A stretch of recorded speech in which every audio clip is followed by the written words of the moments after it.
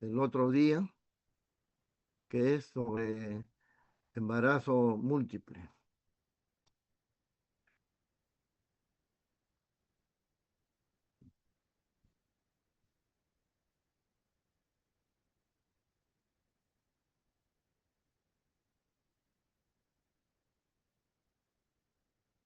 Ya, muy bien.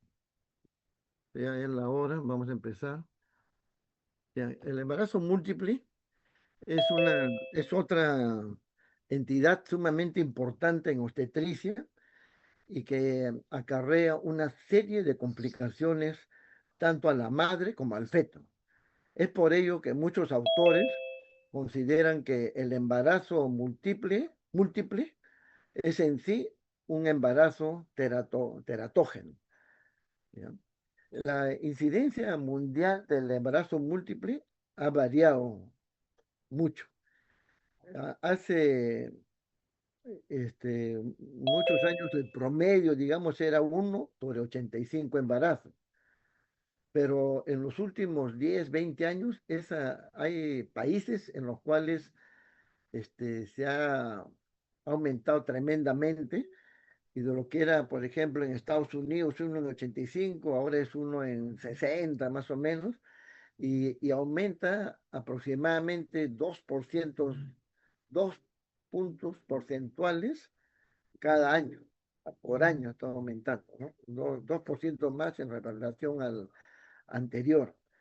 Pero en realidad la incidencia del embarazo múltiple varía también, varía notablemente de acuerdo con la geografía, con la raza, ¿no? Tan es así que, por ejemplo, en Chile, acá en nuestro país es 1 en 51, y nosotros es 1 en 80, y en Venezuela 1 en 294, más raro. Y hay países en el mundo donde tienen una incidencia de embarazo múltiple realmente este, eh, tremenda, como por ejemplo en Nigeria. En Nigeria hay una tribu, la tribu de los Yorube, en donde el embarazo múltiple se presenta 1 por cada 25 embarazos. O sea, fíjate lo que el promedio es 1 en 80, es 1 cada 25 embarazos. Y hace poco, como está como refiere Gabe, hay una tribu, otra tribu en Nigeria, que el embarazo múltiple se presenta 1 cada 10 embarazos. Imagínense. O sea, de cada 10 mujeres, uno múltiple, un hecho increíble, pero así es. Y el embarazo múltiple está en aumento y se sabe ahora que aumenta con la añosidad, ¿no? ¿Por qué aumenta el embarazo múltiple? Uno, por la reproducción asistida. En la fertilización in vitro se ponen dos y antes se ponían cuatro o seis embriones, ahora por lo general se ponen dos. Entonces, este es un aspecto. El solo hecho de que una mujer se someta a inducción de la ovulación, a reproducción asistida, los inductores de ovulación, en vez que la mujer ovule una vez, ovula varias veces. Entonces, eso aumenta la posibilidad de embarazo múltiple. Entonces, y otro factor es la añosidad. Cuanto más añosa es la mujer, más posibilidad es que tenga un embarazo múltiple. Y como sabemos, ahora la mujer cada vez demora más en salir gestando, ¿no? Antes, a partir de los 35, ya no tenían hijos porque empezaban a tener hijos de los 16 años, 17, en la época de nuestras abuelas, y en general 18 años, 20 era donde mayor hijo tenía, y a los 35 ya no tenían, ya se ligaban las trompas, todo, pero ahora recién a partir de los 35 la mujer empieza a querer tener hijos y tienen hijos pues a los 38, 40, más de 40 años. Y se dice que la añosa, ¿por qué tendrá más hijos? Porque el- la zona pelúcida, ¿no? En el óvulo, ¿no? En la añosa se ha demostrado que es más delgada. Y como es más delgada, hay más facilidad que entren dos embriones y por lo tanto se produce el embarazo múltiple. Otra cuestión que debemos decir que el embarazo múltiple es más frecuente en las mujeres altas y gruesas. O sea, no estamos hablando de aumento del índice de masa corporal, sino puede tener índice de masa corporal normal, pero son altas y gruesas. Entonces, son factores que aumentan el embarazo múltiple, ¿no? Como vemos acá, la reproducción asistida, el uso de fármacos que estimulan la ovulación, este, que hace pues que el coito sea programado, entonces más posibilidad cuanto más cercano a la ovulación que se produzcan óvulos o que se produzca una super ovulación. Ya les voy a decir, todo esto ya hemos visto. Ya, entonces acá hay otro aspecto fundamental. Cuando lo primero que tenemos que determinar cuando estamos frente a un embarazo múltiple es la cigosidad, la corionicidad y la amniosidad. O sea, ¿es monocigótico o es bicigótico?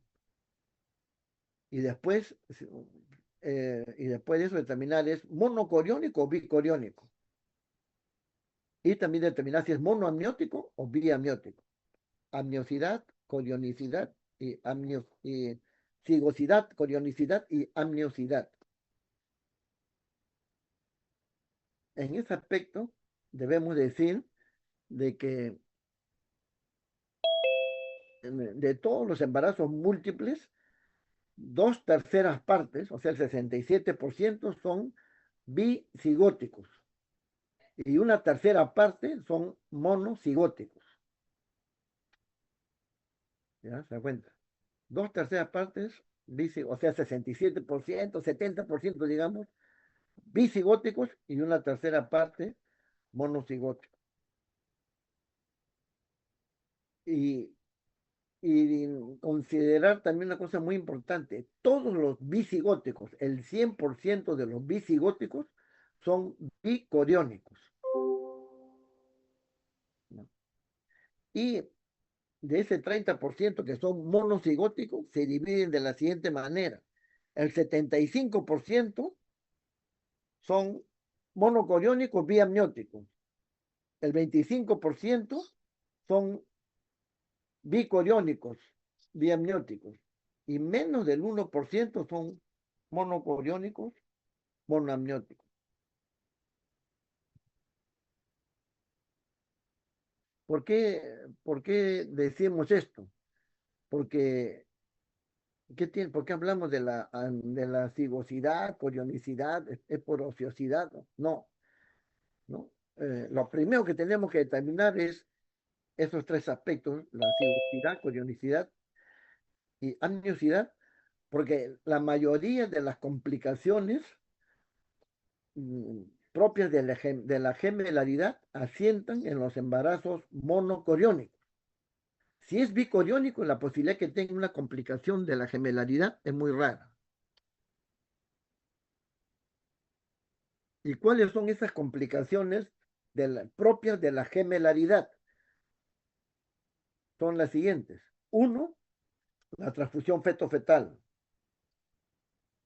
Dos, la secuencia TRAP, que todo eso vamos a ver a continuación, porque estoy dándole el panorama general. La secuencia TRAP, ¿qué significa TRAP? Es Twin Reversal Arterial Perfusion. O sea, perfusión arterial en reversa, secuencia TRAP, o también se llama feto acárdico. Van dos. Tres, secuencia TAP, otra complicación. TAP, T-A-P, que significa secuencia anemia policitemia. Tres. Cuatro, fetus infetus, o sea que un feto se desarrolla dentro de otro. Cinco, el, el feto conjugado, o llamado también los siameses. Seis, la restricción del crecimiento intrauterino selectivo. Y la otra complicación es el gemelo evanescente o gemelo que se esfuma, el llamado vanishing twin. ¿Qué cosa quiere decir eso? Que en los primeros días de embarazo, ¿no? uno ve, señora, tiene usted 6 semanas de gestación y tiene doble, dos embriones, veo. Pasan unos días, viene a la semana, solamente hay uno, desapareció uno. Cuando es una gestación frecuente, pues no, eso, vanishing twin, gemelo que se suma. Claro, no va a ser pues, a las 30 semanas, señora tiene dos y pues a la semana siguiente un feto de 30 semanas no va a desaparecer, pues no. Ese es un embarazo muy precoz, ¿no?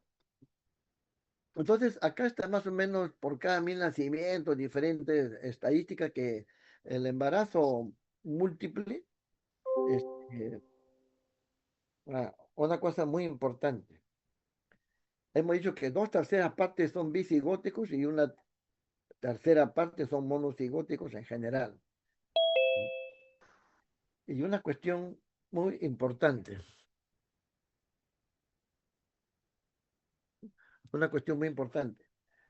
Los monocigóticos se presentan en general en la especie humana, más o menos cada 250 embarazos. ¿Ya? Los, los monocigóticos de cada 250 embarazos, más o menos, sale un monocigótico. Pero los disigóticos, y se presenta los monocigóticos se presentan al azar en la especie humana. Quiere decir que cualquier mujer, ¿no? Puede tener un, un cualquier mujer puede tener un embarazo múltiple, monocigótico, se presenta al azar. Pero los bisigóticos, los embarazos bisigóticos, que son la mayoría, están influenciados por varios factores. Uno es por la raza, más frecuente en la raza negra, menos frecuente en la raza amarilla y en los mestizos un poco menos frecuente que la raza negra, pues más frecuente que los amarillos, etc. Entonces, la raza un factor fundamental, ¿no? El segundo factor para el embarazo bisigótico es la zona geográfica. Hemos visto, más frecuente en países en el África que en los países, en ciertos países europeos. Por ejemplo, acá entre Chile y Perú, más frecuente en Chile y en Venezuela mucho menos frecuente. La zona geográfica influye, segundo factor. Y tercer factor fundamental también es que el embarazo gemelo bisigótico está influenciado por la herencia, sobre todo por línea materna. ¿Qué cosa quiere decir esto? Que si, que si hay un embarazo múltiple, ya hemos dicho que lo primero que tenemos que determinar es la cigosidad. Entonces, ¿qué es la primera pregunta que tenemos que hacer? Embarazo múltiple, señor, ¿en la familia hay gemelos? Si dice que sí, ya ese es un factor de riesgo para que sea bisigótico. Sobre todo si la herencia es por parte de la mamá. También influye por parte del papá de la paciente o también por parte del esposo, el hombre, ¿no? El padre del bebé también tiene antecedentes gemelos, también influye, pero en mucho menor medida, fundamentalmente por, la, por la línea materna.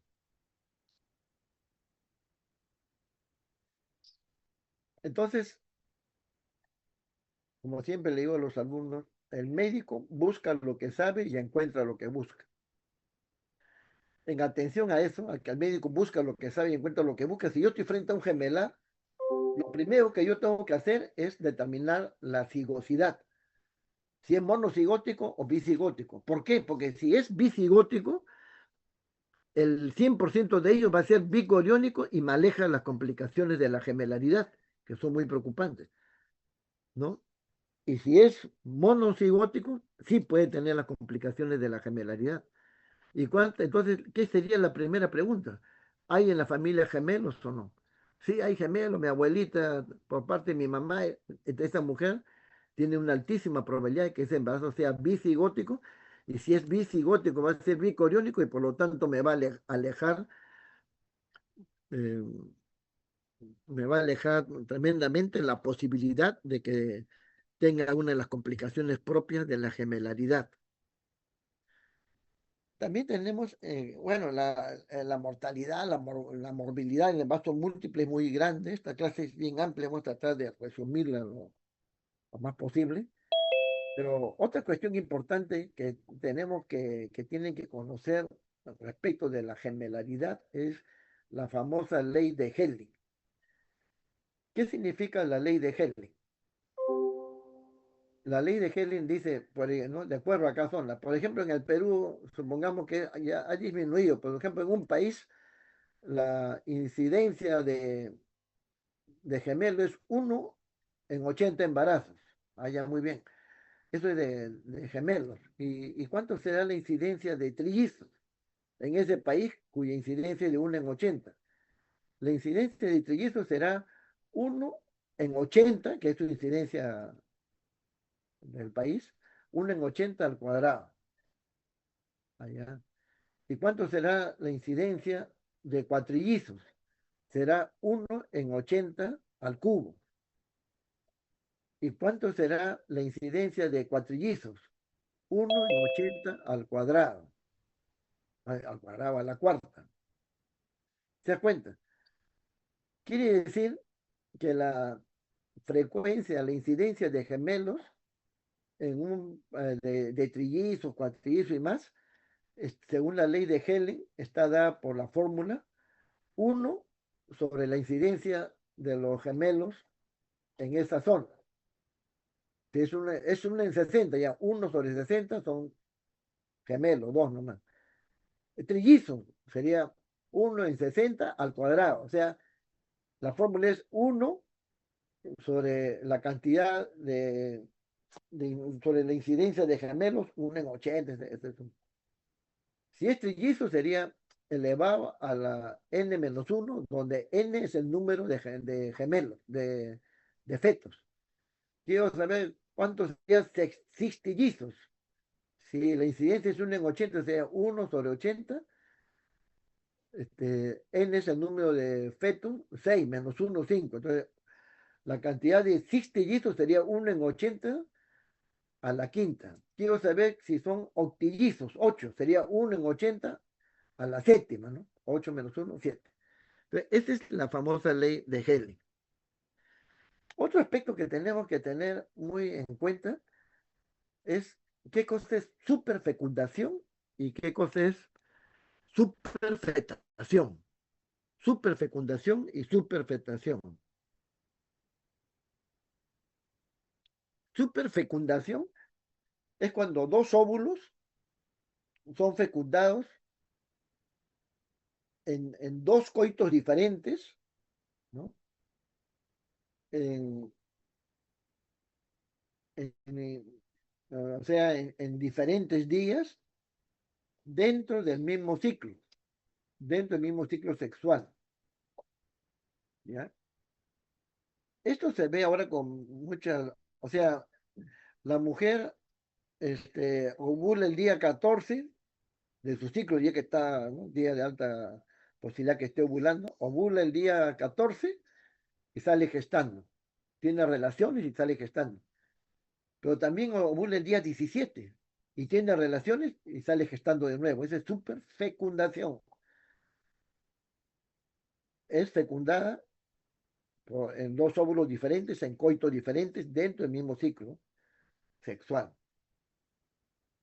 ¿no?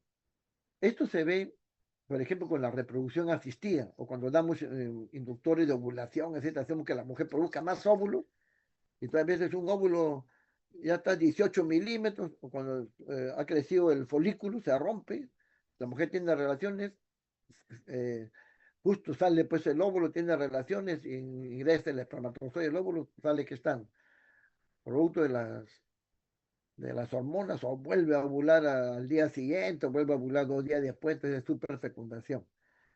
Esta foto es una foto eh, clásica que ocurrió en Estados Unidos, donde una mujer, venía su esposo, una mujer blanca con su esposo blanco, ¿no? Este, tiene relaciones había tenido relaciones con el esposo y sale gestando, pues, ¿no? Y días después tiene relaciones con un negro. o un hombre de raza negra, ¿no? Y también cuando pasa un tiempo y nace, con el aumento del parto, sale uno blanco y uno negro. Ahí es qué pasó, ¿no? ¿Cómo es posible? Y ahí viene que la explicación es que había tenido, pues, había ovulado 2 veces, ¿no? Dentro del mismo ciclo. Se tuvo el día del 14 con su esposo y el día 16 tuvo con el negro y te salieron, esa es la foto, superfecundación. Y superfectación es cuando dos óvulos son fecundados en diferentes ciclos.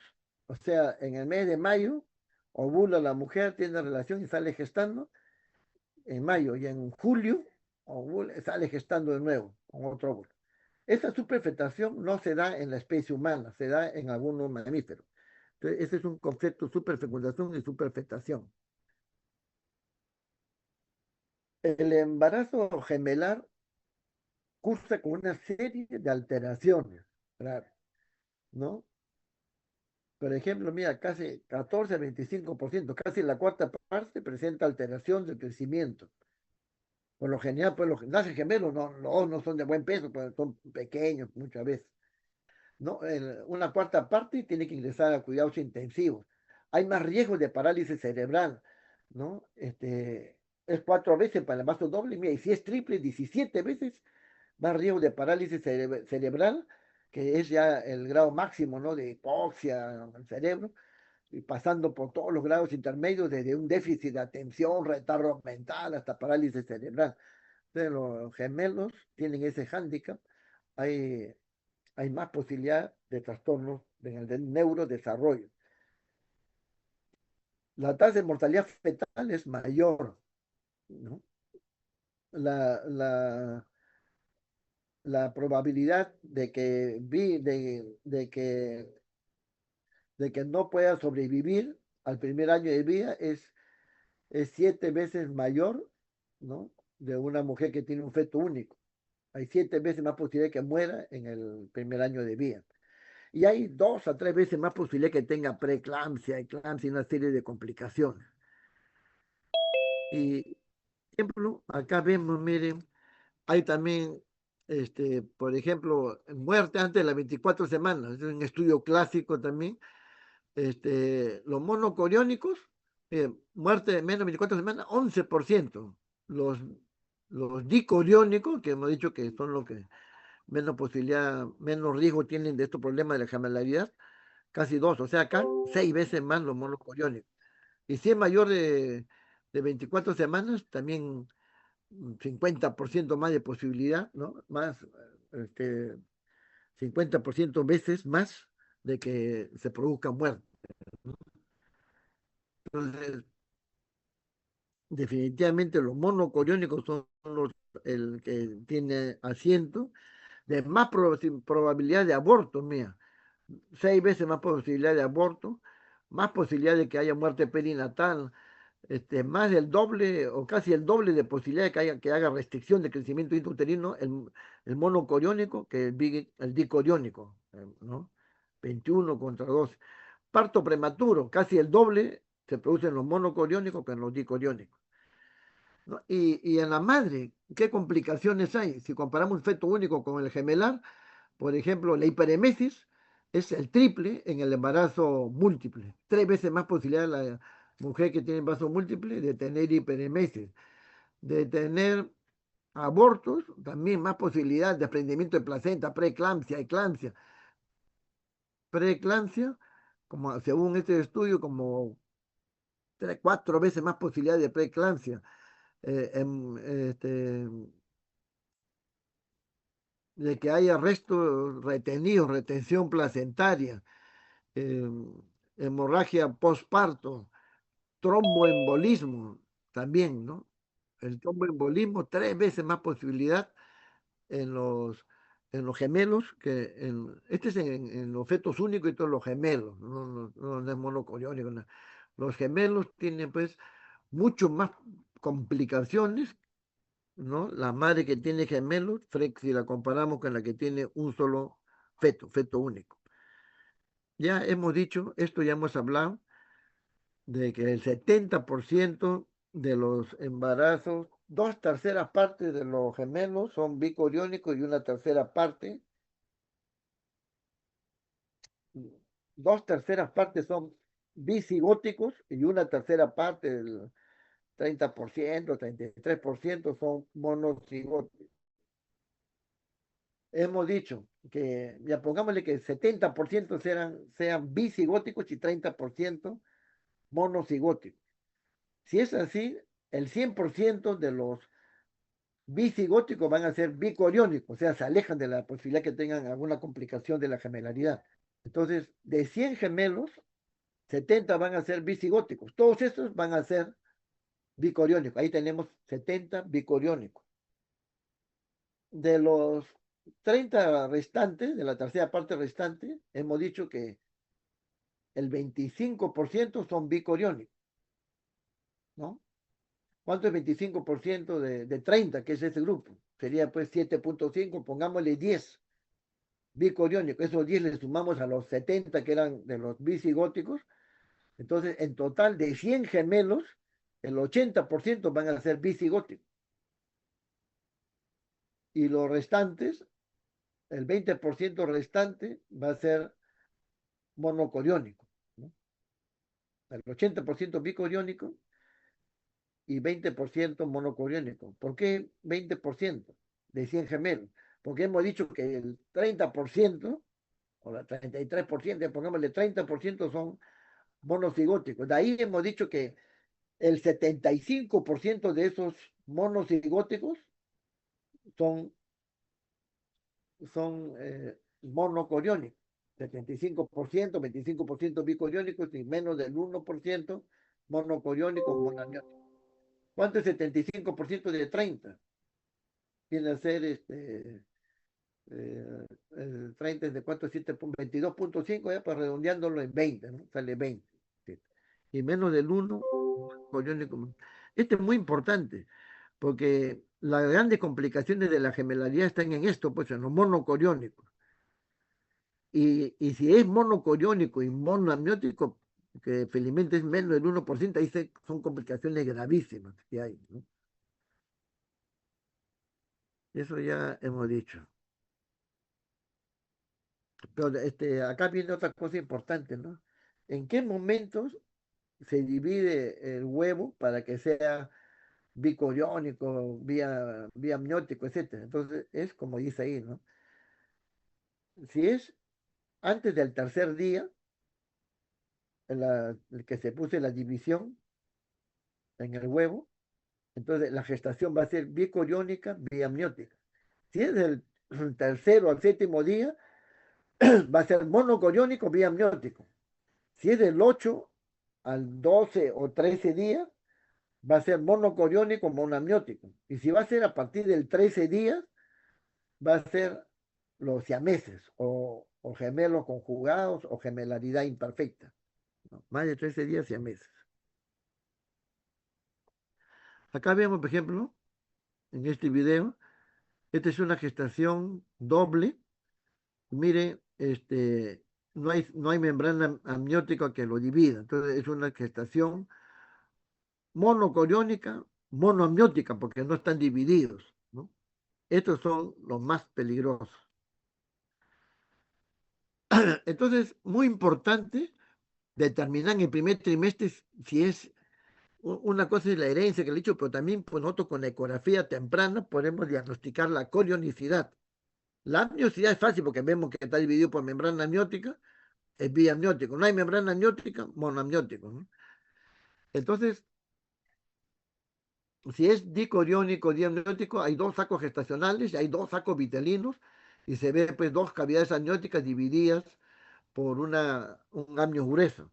Si es monocoriónico, diamniótico, hay un solo saco gestacional con dos sacos vitelinos y si es monocoriónico, monoamniótico, hay un solo saco con un solo saco vitelino. Entonces, también, de acuerdo al sexo, también podemos darnos indirectamente cuenta en cuanto a la corionicidad. Si es del mismo sexo, hay que evaluar las placentas. Si la placenta es una sola, hay que evaluar la membrana. Y si no tiene membrana, será pues monocoriónico, monoamniótico. Si hay membrana, será monocoriónico, biamniótico. Ahora, si es dos placentas separadas, debe ser pues dicoriónico, diamniótico. Otra forma de evaluarlo es si la membrana amniótica mide más de 2 milímetros, quiere decir que es bicoriónico. Ahora, si son de efectos diferentes, ¿no? Lo más probable es que sea bicoriónico, biamniótico, ¿no? Y que sea bicigótico, pero no siempre es así. Entonces, acá está feto a veces nacen con dos placentas. Acá yo veo dos placentas, ya no hay duda que es bicoriónico. Pero a veces nacen así y que es la mayoría de las veces que nacen fusionadas. Muy raro que una placenta esté en la cara anterior del útero, otra en la cara posterior. Nacen fusionadas que yo a simple vista no puedo determinar. El patólogo me tiene que indicar el monocoriónico biamniótico, ¿no? Entonces, acá, por ejemplo, veo que están separados por una membrana. Entonces, este es embarazo gemelar, bi, es está separado por una pared gruesa acá, ¿no? Grueso, entonces es bicoriónico y biamniótico, porque también hay dos vesículas vitelinas que están acá una y acá otra. Pero también viene Waldo Sepúlveda, el año 2000. Waldo Sepúlveda, un brasileño relativamente joven, ¿no? Que varias veces le hemos traído a Lima cuando hizo presidente de la Sociedad de Ultrasonido y de Obstetricia. Waldo Sepúlveda, cuando estuvo en el Instituto de Medicina Fetal de Londres, con Kipros Nicolaides. Kipros Nicolaides, como sabrán, es, digamos, el sumo pontífice de la medicina fetal en el mundo actualmente, ¿no? Ahora hay otro que le sigue los pasos, que es Edward Gratacós en el Instituto de Investigaciones Clínicas de Barcelona. Perdón, el Instituto de Medicina Fetal de Londres, el que está abanderado. Entonces, cuando Sepúlveda en el Instituto de Londres descubre el famoso signo de teta y de lambda, refiriéndose a la letra griega pues de la T, en griega es T, ¿no? La T invertida. Entonces, cuando está en esta forma, la membrana amniótica así, y sale en esta forma, en forma de T, ¿no? Esta es la placenta, el saco, la pared del saco, y sale así, es teta, este es el amnio, quiere decir que es monocoriónico, y biamniótico porque tiene pues la membrana amniótica, este es monocoriónico. Pero si no sale en forma de T, sino en una forma de lambda, de la L griega, ¿no? Es así, se abre así como esto, la lambda es así, y se abre, pues, signo de lambda. Si veo así, el signo de lambda significa que es bicoriónico, una forma ecográfica que se hace a partir de las 8 semanas, etcétera, ¿no? Ya, eso también ya hemos visto. Por ejemplo, acá, gemelos, mira, acá está una placenta, otra placenta bien fácil, y acá está la membrana amniótica, o sea, bicoriónico, hay dos placentas, ¿no? Biamniótico. Pero igual acá, ejemplo acá, mire, este es el signo de lambda. Mire, este es el amnios y cómo se bifurca acá al llegar a la pared. Signo de lambda bicoriónico, ¿no? Y ya el signo de teta ya sería pues que, por ejemplo, acá está más o menos, acá el amnios y no hace esta bifurcación como está acá, sino de frente, así como, ¿no? Una T ahí, más o menos. Teta, monocoriónico. Lambda, bicoriónico. También podemos ver así embarazos cuádruple, como esto, cada uno tiene su saco y su membrana, entonces puede ser embarazo cuatricoriónico, cuatriamniótico, o bicoriónico, biamniótico, como esos, y así vamos sacando, ¿no? El ejemplo acá, mira, también acá está el amnio. En cambio, en el otro no hay amnios y un feto crece más que el otro, etcétera, ¿no? Este, por ejemplo, acá hay dos placentas, que es bicoriónico, pero acá está bien separada la pared, mira, también y una placenta, cada uno tiene su placenta, bicoriónico. Pero acá, mire, está separado como un signo de lambda, es bicoriónico. Acá también podemos considerarlo como, no es una T propiamente dicho, se dispersa uno, entonces también lambda bicoriónico, ¿no? Bueno, y así, si se inserta así, este ejemplo acá, llega acá y acá está como una T nomás acá. Pero ahí no hay una apertura acá del amnio, entonces este es monocorial, biamniótico porque tiene dos amnios, pues, ¿no? Ya, bueno, vamos avanzando. Y también hay el gemelo evanescente que ya había hablado, ¿no? Que lo descubre en 1986 este autor, y ve pues, que esto se hace con la ecografía. Veo dos gemelos, días después desaparece uno, ¿no? Es alta la incidencia y vemos con cierta frecuencia. Por ejemplo, yo hago ecografía, a veces veo, sobre todo o sea, cuando uno ha sido, una mujer que ha sido tratada in vitro, está ansiosa por saber, habrá rendido frutos, estaré gestando, ¿no? Entonces dice, venga la semana que se le ha hecho, o a los 9 días de haber hecho la transferencia de los embriones, le hemos puesto dos embriones. Viene a la semana, sí, acá están los dos embriones, qué bueno. Señora, venga la próxima semana para un control, para ver si siguen creciendo. A la semana viene, y hay uno nomás, un gemelo se ha fumado. El gemelo evanescente o que se fuma, o vanishing twin.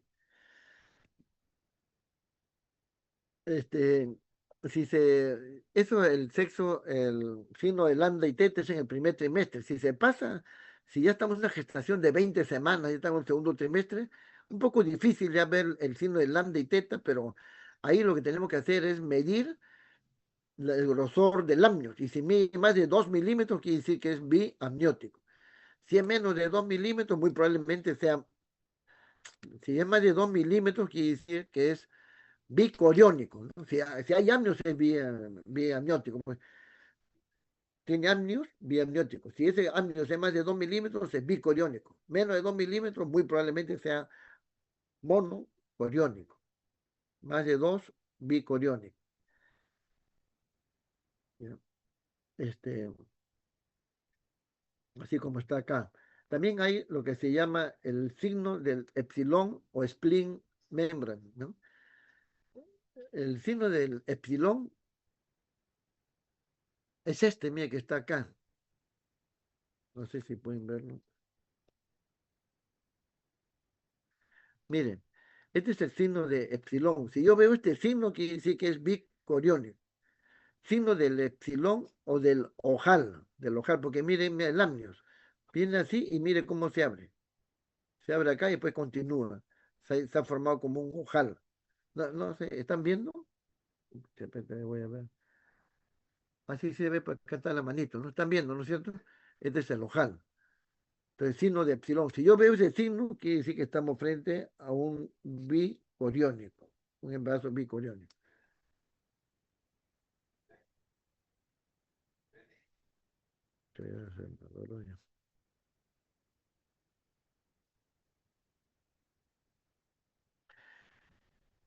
Ya hemos dicho que hay más posibilidad, pues, de desprendimiento prematuro de placenta, de hemorragia postparto, porque el útero crece más de la cuenta, ¿no? Hay dos fetos, entonces el útero se sobredistiende y se va a transgredir la ley de Starling, ¿no? Que es la ley del resorte. El resorte yo lo distiendo así, lo jalo, lo suelto y se retrae.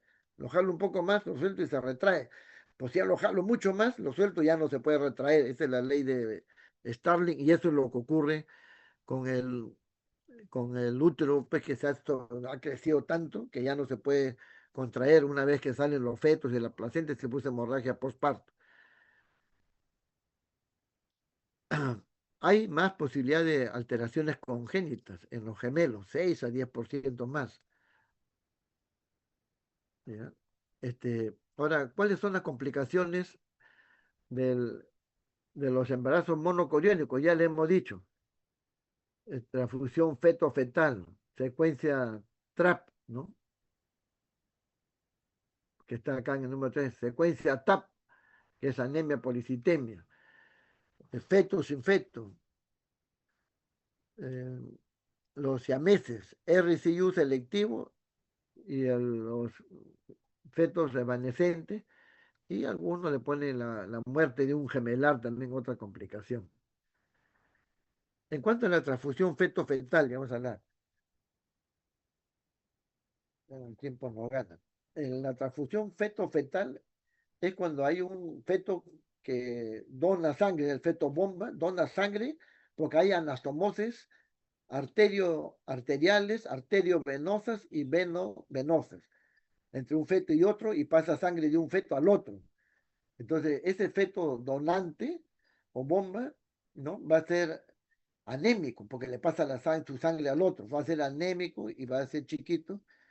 A veces, porque a veces también puede llenarse de, puede entrar en anasarca, en hidros, y ya pondrá más feto. Pero en general, el feto donante es anémico y, y nace pues pálido, en cambio el feto receptor, como recibe más sangre, tiene policitemia, tiene hemoglobina alta y es pletórico, bicunde, etc.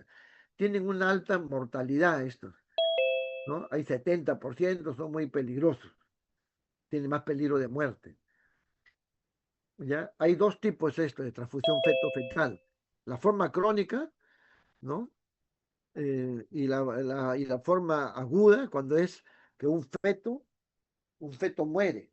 Entonces, cuando se muere un feto, automáticamente la sangre que iba a ese feto hace que, como muere un feto, el feto que queda vivo, queda un espacio ahí, se va sangre del feto que queda vivo hacia el otro, hacia la placenta, etc., y baja la presión en el feto que queda vivo.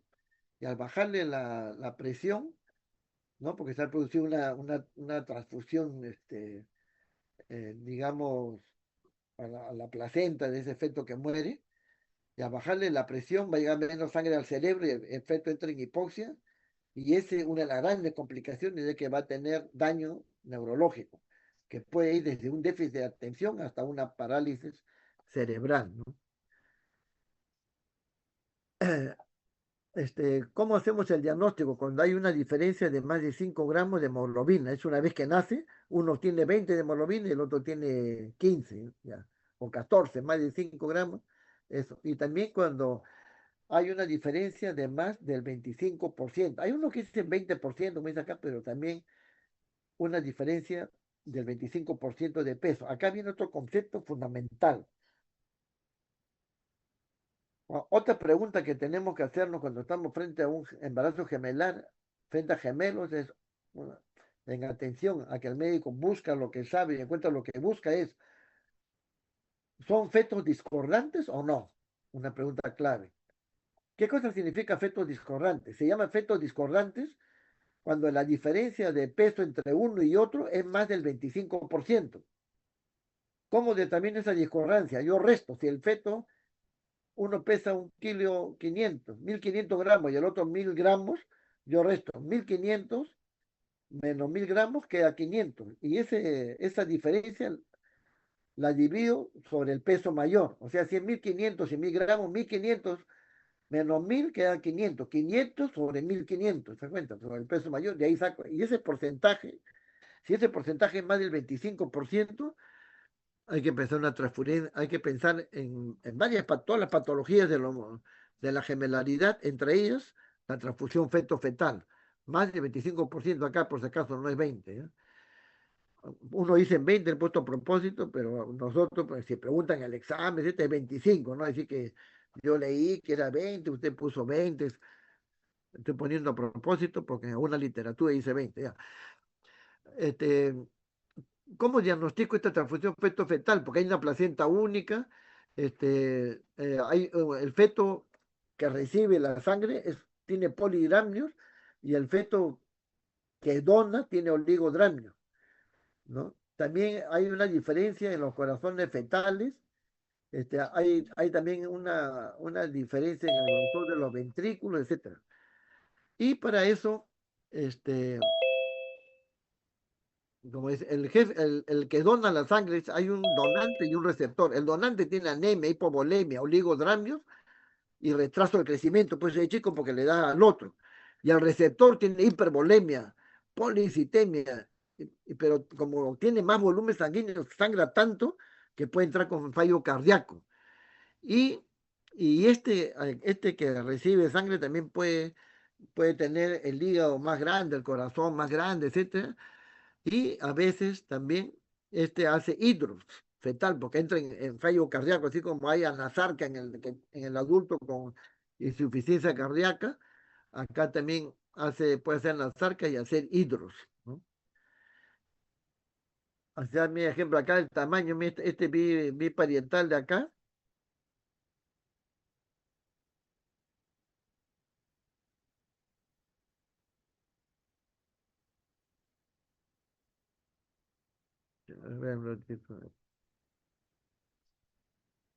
este biparietal contra más grande acá, en la cabeza más grande, el abdomen también está abdomen chico, este es más grande, y el fémur, este fémur más chico que el otro, ¿no? Hay una diferencia de más del 25% más grande. Y por eso este, hay criterios. ¿Cuáles son criterios? Ya hemos dicho, tiene que ser monocoriónico. Uno tiene oligogramios, otro tiene oligodramnios. Este, para eso mido, pues, según la clase que le han hecho, cuánto mide el bolsón mayor del líquido amniótico. Este, uno tiene la vejiga distendida más grande y el otro tiene una vejiga pequeña o no se ve la vejiga, no, no es visible la vejiga. Y por eso viene el famoso estadio de Quintero. Cuando estamos frente a la transfusión feto-fetal, tenemos que decir en qué estadio está, grado 1, 2, 3, 4, 5. ¿Cuándo es grado 1? Cuando un feto tiene poligramio y el otro oligodramio. Grado 2 es cuando un feto se ve la vejiga grande y el otro la vejiga chiquita o no se ve. Grado 3 es cuando hay alteración en el Doppler y veo que el flujo diastólico de la arteria umbilical está ausente. ¿Ya? Entonces, ese es grado 3, hay alteración en el Doppler. Y grado 4 es cuando uno de los fetos tiene hidros fetales, que tiene sus características ecográficas, diagnósticas. Hay líquido el líquido acítico, hay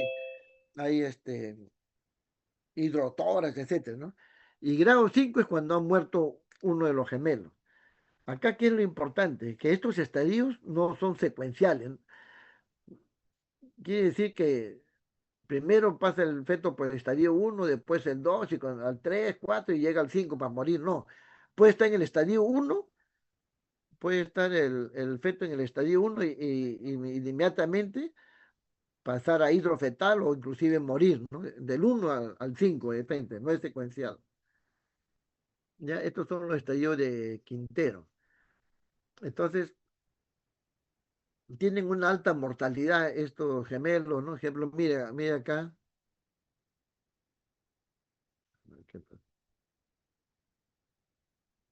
Acá vemos uno de transfusión feto-fetal.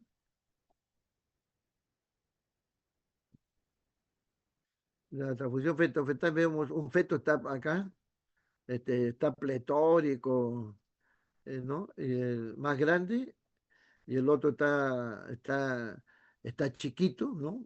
Pálido. eh, Ahí acá en los fetitos, ¿no? Claramente, una foto del hospital, ¿no? Acá también, miren, acá están, este, para que vean la vejiga, miren, uno tiene más de 8 centímetros de bolsón mayor líquido amniótico, el otro tiene menos de 2 y la vejiga,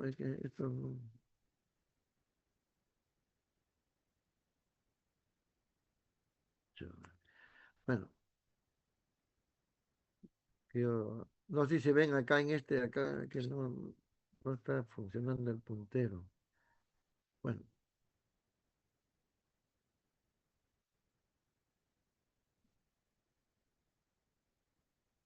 Bueno, ahí ven acá la vejiga grande y el otro tiene una vejiga chiquita. Acá, mira, ahí se ve, ¿no? En el lado izquierdo, uno tiene una vejiga grande, eso negrito ahí es la vejiga, el otro tiene unas penitas, se ve la vejiga.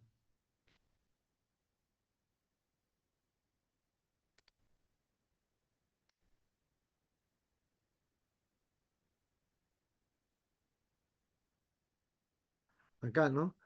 Ven la vejiga grande, vejiga chiquita. ¿Ya? Entonces también alteraciones en el Doppler, bueno, ya avancemos. Este, eso es en cuanto a la transfusión feto-fetal. ¿Ya? Mira, hay lo que se llama también, a veces se muere uno de los fetos, y mire, ejemplo, este es un gemelo un grande, y ahí pegadito está un pedacito, lo que se llama feto papiráceo, porque está deshidratado, todo queda como una momificado también, ¿no? Como una feto momificado papiráceo. Nace un feto todo de tamaño normal y ahí sale una momia, digamos, chiquitita, feto papiráceo, ¿no? Transfusión feto-fetal, está pletórico, visceromegalia, el otro está pálido, más chico, etcétera, ¿no? Igual, diferentes casos. Transfusión feto-fetal. ¿Qué cosa? ¿Cuál es el tratamiento? Tenemos que hacer ablación del donante. Agarramos la placenta con la ecografía, con el Doppler, localizamos las zonas donde hay las comunicaciones arterio-arteriales, arterio-venosas y veno-venosas y lo coagulamos con láser y cortamos esa comunicación y ese es el tratamiento, porque si no se va a morir uno y después el otro. Miren la diferencia que hay entre los diferentes fetos. También hay embarazos recontra múltiples, como esto, ¿no? Cada uno tiene su embrión, etcétera. Ya hemos dicho que por eso es la ley de Henle. Ya. Otro, otra complicación, ya para ir terminando, otra complicación es la secuencia TRAP o feto acárdico, ¿no? Ya hemos dicho TRAP. Twin reversa la arteria, perfusión arterial en reversa, como dice acá, TRAP.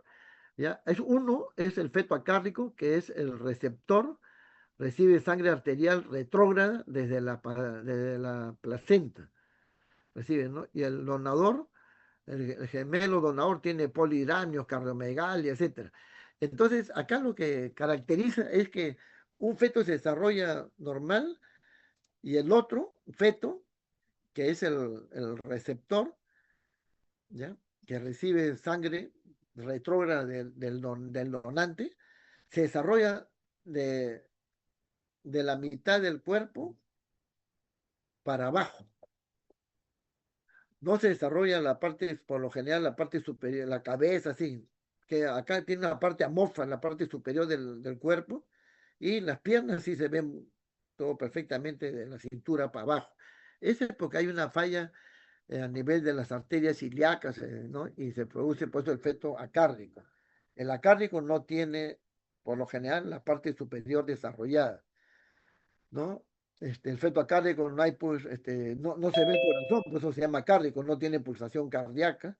Ahí son las quísticas en la parte superior del cuerpo, mira, carácter amorfo del polo cefálico, en la parte superior no se ve bien, ¿no? ¿Qué cosa es lo que tenemos que hacer? A este gemelo acárdico, eliminarlo.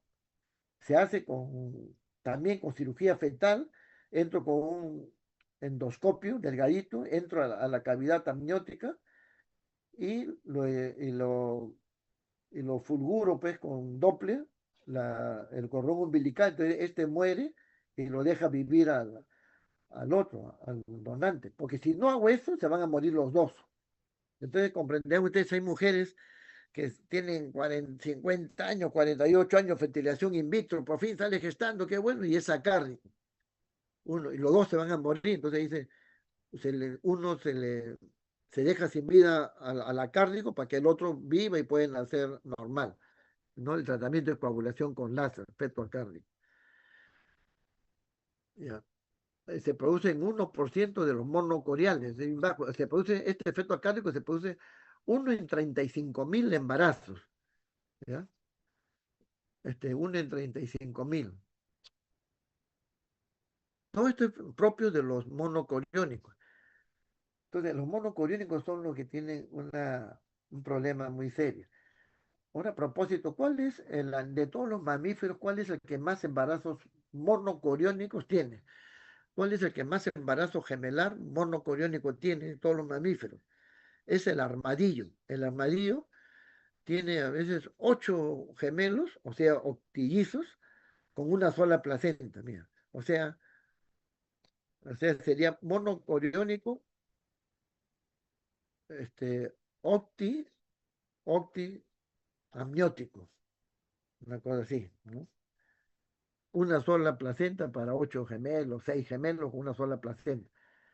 Bueno, este es el feto acárdico, ¿ya? Entonces, mira, así es, como ven acá está amorfo, este feto que está amorfo y el otro está normal. Si yo no elimino a este se va a morir también. El tiempo nos ha ganado, lamentablemente, esta clase larga. Ahora, ¿cómo se clasifican los fetos acárdicos? Se clasifica en Acardius, Acardius acéphalus. Este es el más común. Y es para mí, ¿cómo es así? Le decía, la parte inferior, sus piernas están normales, pero la parte superior del cuerpo, como ven acá, no se desarrolla. El otro es el Acardius anceps, que está un poco más desarrollado, pero mira, tiene su cuerpo más o menos, pero tiene una cabecita rudimentaria. Ese es el Acardius anceps. El Acardius acormus es más raro, solo presenta en el polo cefálico, que es esto, y es una masa del otro, se ve una parte consumida. Y el Acardius amorphus es que ya no se reconoce ninguna parte, una masa irreconocible. Ya el tratamiento, hemos dicho, pues, la oclusión del cordón umbilical. Mira, este es un caso de que una doctora me dice, doctor, quiero que vea una paciente que uno es un gemelo, que uno es anencefálico, no tiene cabeza así, entonces veo acá miren primero y van a ver que mira, acá está la cabeza de uno y acá está, miren, acá, ejemplo, acá, bueno, acá está, miren, el primer cuadrito, un feto está normal, ¿no? Ya lo vieron. Pero el otro feto, acá en el segundo cuadro donde estoy señalando, mira, hay una masa amorfa, pero si yo veo bien, mire, este tiene su fémur, este tiene su fémur, pero hay una masa amorfa superior, mire, la cabeza no era anencefálico, sino que el polo superior del cuerpo no está desarrollado. 1 en 35.000, muy difícil que ustedes vean esto, pues yo he visto varios, porque, ¿no? De tanta ecografía, este es un caso mío. Mira, acá está un feto, está totalmente normal, es que está normal, y el otro se ve, mira, acá están sus piernas acá. Este video, son dos videos bien desarrollados del cuerpo para abajo, está bien desarrollado. ¿Ya? Pues mira, así es, uno está normal y el otro mide una masa amorfa. Entonces yo tengo que hacer ablación. Pues ahora, estos son monocoriónicos y monoamnióticos, menos del 1% de todos los gemelos, 1 en 35.000, acá tengo otro problema que se cruzan los cordones, como está acá, y también se mueren los dos, pues, porque se cruzan los cordones. Acá yo tengo que localizar, ¿no? Hacer una coloración, inyecto colorantes para visualizar bien las comunicaciones y con un endoscopio entro y con un láser localizo acá esta comunicación y lo fulguro, lo quemo acá con láser, ¿no? Destruyo la comunicación y se puede salvar el feto que no es acárdico. La otra complicación del embarazo es el fetus sin feto. Quiere decir que un feto se desarrolla dentro del otro. ¿Ya? Es raro, ¿no? Este, por ejemplo, acá un feto, estos son casos extremos, sí, pero hay otros como por ejemplo, dice, mira, esto es acá en el periódico, ha salido acá en el Perú. Dice, extirpan un feto de 700 gramos del abdomen a un niño de 3 años. Entonces tiene un tumor, dice, esto salió en el periódico. Este, esto es en Chiclayo, fue, ¿no? Acá en el comer. Tiene un tumor de 700 gramos, tremendo tumor, lo operan al niñito de 3 años y resulta que era otro feto que había tenido ahí, ¿no? Claro, un rezago de un feto, fetus sin feto. Un feto se desarrolla dentro de otro feto, ¿ves? Acá también Chiclayo, un niño de 3 años tiene efecto de su hermano en el vientre, etcétera, la noticia. Los otros son los embarazos conjugados, que se presentan uno en 50.000 nacimientos. Estos son los siameses. Los siameses tienen una serie de, no, se pueden estar unidos, como hemos dicho, es cuando la división se realiza a partir de los 13 días. Y si están unidos por el tórax, serán toracópagos. Si están unidos por el ombligo, onfalópagos, ¿no? Si están por la apéndice sifoide, sifópagos. Si están por por la pelvis acá, pigópagos. Si están por el isquio, isquiópagos. Si están por la cabeza, craniópagos, ¿no? Los más frecuentes son los que están unidos estos, los toracópagos, ¿no? Casi la mitad son toracópagos. Es un problema grave, pues, ¿no? Los siameses. Este es otro caso mío que he tenido yo. Dos cabecitos y un solo cuerpo. Después tengo ahí otros que están unidos por la cabeza, ¿no? Y estos son casos que he visto y ya cuando nacen, mira cómo nacen. Tienen un mismo, estos tenían un mismo corazón. Ya no pueden vivir porque tienen los dos famosos siameses, miren. Una sola cabeza, miren, también vimos ahí en el hospital. Una sola cabeza, brazos, una cosa terrible. Acá también igual, miren, ¿no? Niños ahí como ya sus torres, tenían un solo corazón, etcétera, ¿no? Las diferentes formas de, este, cuando están unidos por la columna, se llama raquiópagos, ¿no? Craniópago, etcétera. Ahora, ¿por qué se llaman siameses? Se llaman siameses porque en Siam hay un pueblo en Indonesia que se llama Siam, y ahí fueron famosos los gemelos, eran unos gemelos, este, eran los famosos gemelos pigópagos, ¿no? Estaban unidos por la pelvis, ¿no? Y estos iban al circo y hacían una serie de malabares, todo unidos por la pelvis. Eran dos, estos gemelos, y se hicieron famosos pues en el mundo por los malabares que hacían. Y como eran de la ciudad de Siam, le decían los siameses, y ahí se quedó que se llaman siameses, pero en realidad se llaman fetos conjugados. Mira, este feto, ¿no? Otro, mira. Están unidos acá una más, etcétera. Bueno, no, estoy retrocediendo ya. Los primeros gemelos de la historia son Esaú y Jacob, ¿no? Donde se ha visto que uno era, y estos eran monoclonios. ¿Cómo es? Porque de acuerdo a cuando nace, uno es pletórico, ahí la Biblia dice, uno estaba rubicundo, el otro estaba pálido, ¿cierto? Quiere decir que había habido una transfusión feto-fetal, e inclusive serían monocoriónicos, ¿sí? Bueno, tiene una serie de complicaciones. Tiene que prevenir, bueno, en cuanto a los gemelos ya en sí, un problema en la prematuridad, entonces hay que prevenir parto pretérmino, tomar las medidas adecuadas, dar, este, dar tocolíticos para que no se produzca el parto prematuro. ¿Cuándo va a ser de los gemelos? ¿A quién le doy parto vaginal? Un requisito sine qua non para darle chance de parto vaginal a un gemelo es que el primer gemelo esté cefálico. Si no está cefálico el primer gemelo, no le puedo dar chance vaginal. No hay que darle tocolítico, como dice, evitar las infecciones urinarias, pues, que causan prematuridad y peor en los gemelos, ¿no? Y también hacer a veces el cerclaje. Hay que medir el cuello uterino. El cuello debe estar cerradito acá. Así está abierto un poquito, el cuello debe medir más de 25 milímetros. Si se abre un poquito, que lo normal es que esté acá esto cerrado, sea una T. Si está abierto un poquito es en Y. Si se abre más, es en V. Y si se abre todo y la bolsa amniótico protruye así como una U, en U, más grave es eso, ¿no? los controles prenatales tienen que ser más frecuentes, ¿ya? Casi, mira, la mayoría nace ya a las 36, 37 semanas, nace la mayoría, no llega, muy raro que lleguen a los 40, 39 semanas.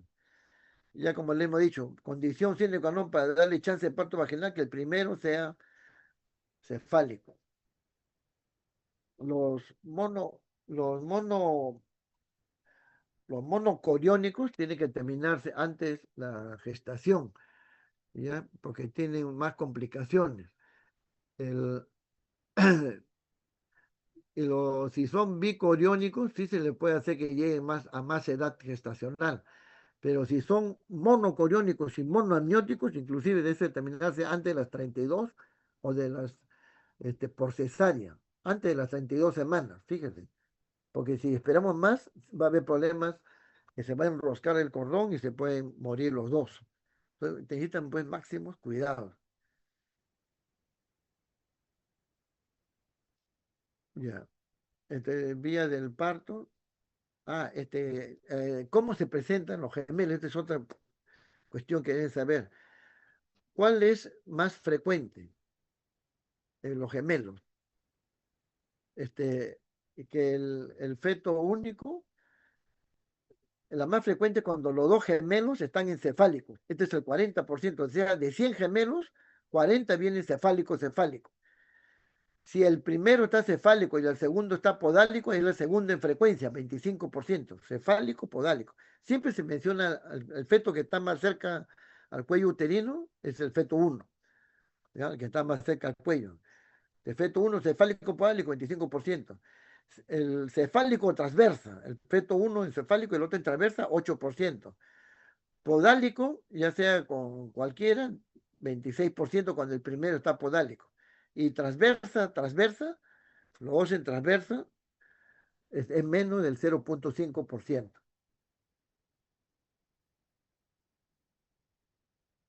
Ya.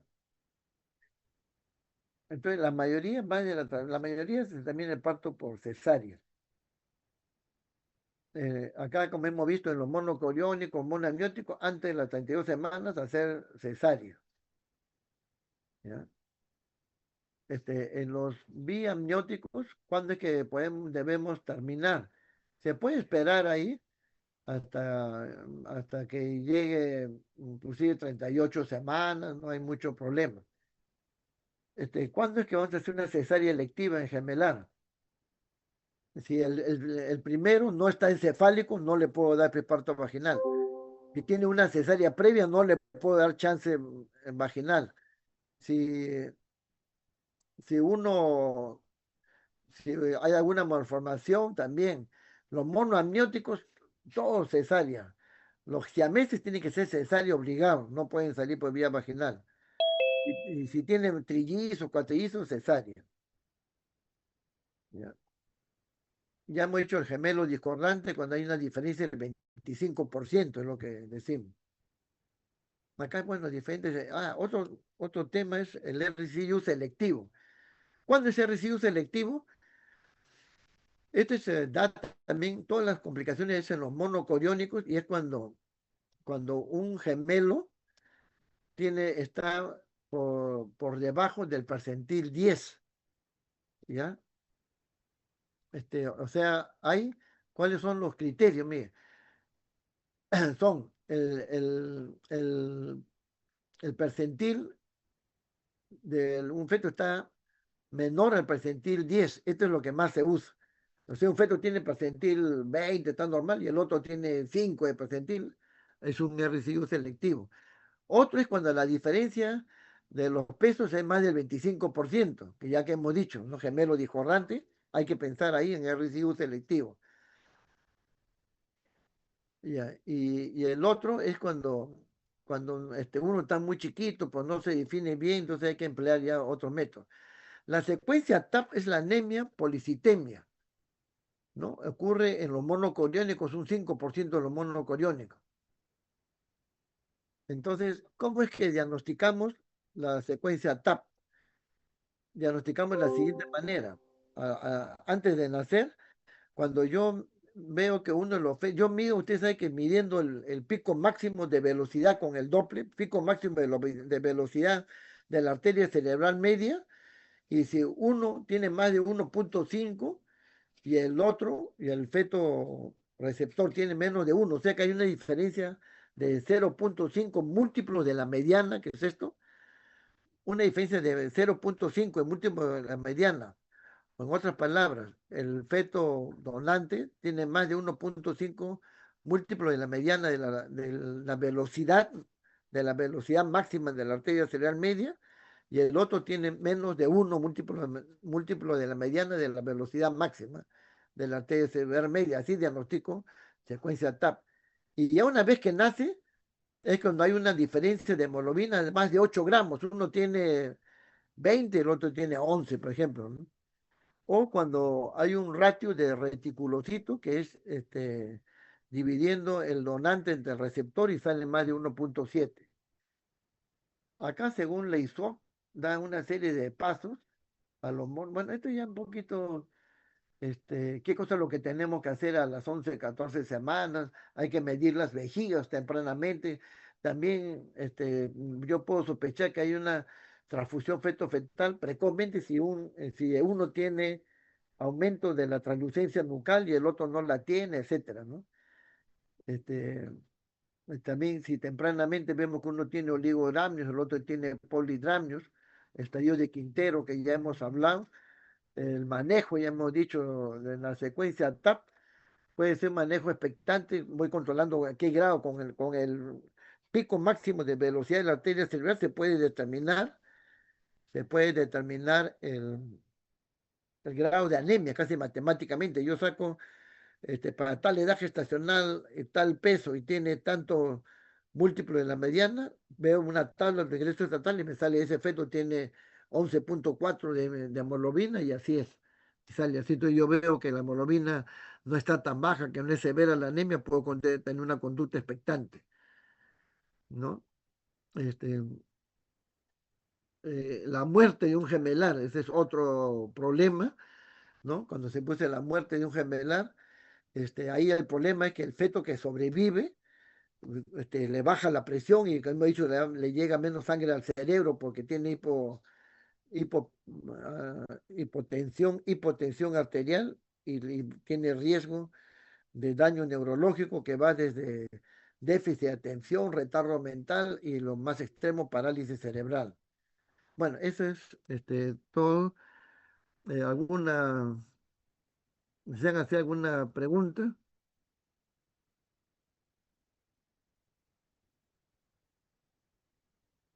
Ya, si no hay ninguna pregunta, entonces damos por terminar la clase, ¿ya?